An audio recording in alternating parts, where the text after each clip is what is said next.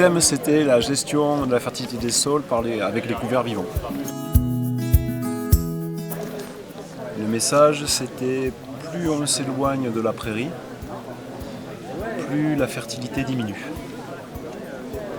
Et du coup, comment maintenir la fertilité des sols avec la pousse des plantes dans un système de maraîchage diversifié.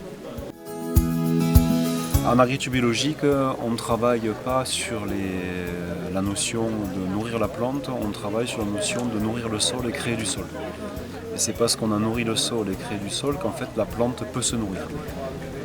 Du coup, en amont de l'itinéraire technique propre à la culture, il faut des pratiques culturales qui aggradent les sols tous les ans un peu plus.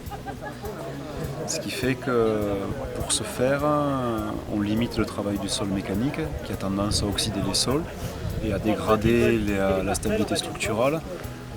Et ensuite, on introduit dans l'assolement des cultures de couverts végétaux, donc soit annuels, soit vivaces, qui vont permettre de maintenir la fertilité et de la croître, malgré qu'il y ait une culture vivrière dessus qui a tendance à exporter. C'est l'occasion de se retrouver à pas mal de maraîchers, entre autres, d'échanger du coup sur des nouvelles pratiques, des choses qu'on aurait un petit peu du mal à aller dedans tout seul en lisant un article, une revue ou en voyant une vidéo sur internet. Alors le réseau maraîchage sol vivant est ce qu'on appelle un commun de connaissances.